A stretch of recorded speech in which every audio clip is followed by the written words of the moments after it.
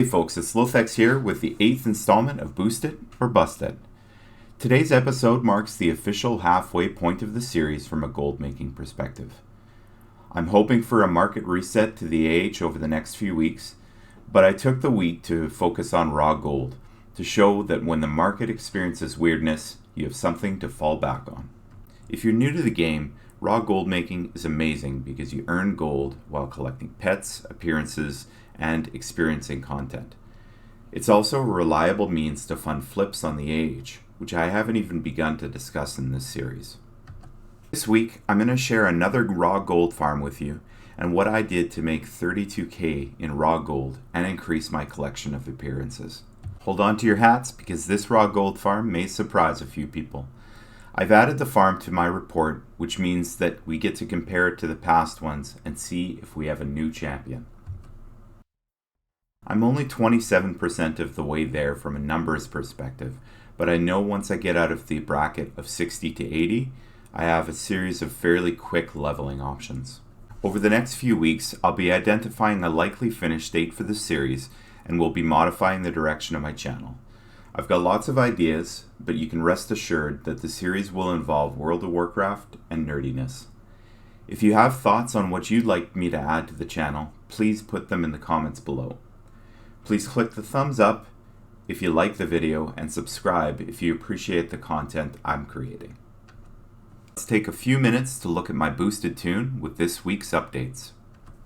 What an interesting week. Materials have not rebounded, and although I'm certain my investment last week will result in some loss, I have not panic sold. I've retained the stock in hopes the market increases or for an opportunistic unload. I focused on raw gold making this week, having run all the raids from Cataclysm, Pandaria, and Draenor. This combined with one emissary resulted in 32k in raw gold. For pets, I sold the Nightwreath Watcher for 759 gold and Littlehoof for 1133 gold. I also sold a couple minor pets for a combined 160 gold. With Transmog this week, I made the decision to dump 95% of the Transmog I obtained from Iron Docks. The deposits are not worth it for me at this time. Always take into account the deposits you have to make for successful sales. WOD vendor sale prices are so much more that I was tired of paying the high price tags to post, especially considering you can make just as much on Classic and Burning Crusade items, where the deposit is the fraction of that cost. I got my posting fees down quite a bit and managed to sell a Shadow Council tunic for 504 gold, a Rancer of Hatred for 764 gold, the Minotaur for 697 gold, and a Dementia vest for 1118 gold. I also sold a couple minor pieces for a low amount of 235 gold combined. Made 40k and hit a total of 230k gold. I'm at 51% of my goal towards 452k. Next, let's find out how the Alliance Lothex busted it this week. With 4 levels earned on minimal playtime, I managed to gain nearly 5 levels total in 3 hours of playtime. This included daily auctions and some AFK time. I didn't manage to sell much this week and ended the week having sold some random mats to the tune of 400 gold. I lost gold this week due to auctioning fees and the purchase of fast flying. I finished the week with 18,625 gold and having played a total of 1 day, 17 hours and 30 minutes. With that quick update out of the way, let's look at the raw gold farm for this week. This week, I decided to look at a farm we have previously reviewed, but from a different lens. We are looking at Heart of Fear Raid Finder mode. Most of you wouldn't think that Raid Finder would be as lucrative as 25-man Heroic, but Blizzard has smashed the Heroic version with a nerf bat so many times it's a shell of its former glory. In order to run this farm, you need to visit the Vale of Eternal Blossoms and access the library above Mogashan Palace.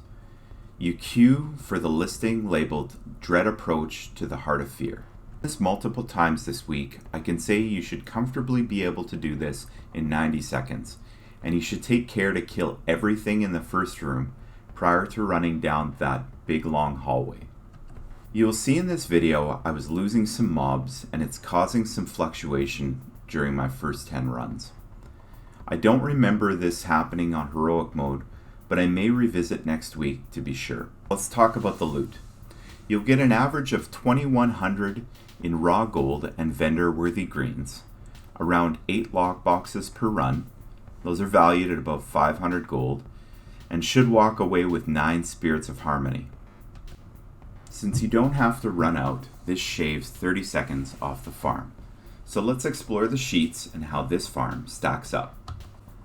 Alright, so here's my report, and you can see that Heart of Fear Raid Finder, with and without the Spirits of Harmony, at 9 per run. You're looking at 10.33 gold, K gold per hour, and 16.99 gold per hour. So like 17K gold per hour, if you consider those Spirits of Harmony. Remember, my Spirits of Harmony on my server are about 885, give or take. It fluctuates a little bit, but that's what it was when I first started this series. So you can see it takes about 15 minutes, which is different from the other one. If we compare the Heart of Fear Heroic 25 man, you can see it takes 25 minutes, and that's all because the you don't have to run out with the Raid Finder version of it. So all in all, you're looking at the Raid Finder version being definitively better than the Heroic 25 man. Let's take a look at the reigning champ, which is the Mogashan Vaults, and you can see that the new champion would be Heart of Fear, at over 3k gold more per second. You can also see that doing it once per day each for a month will mean that you'll be able to afford a token, which is pretty darn good. Basically 15 minutes a day and you play WoW for free, which is pretty amazing. At any rate, thank you very much for joining me for the 8th installment of Boosted or Busted. Please comment, rate, and subscribe. And as always, thank you so much for watching. Until next week, bye-bye.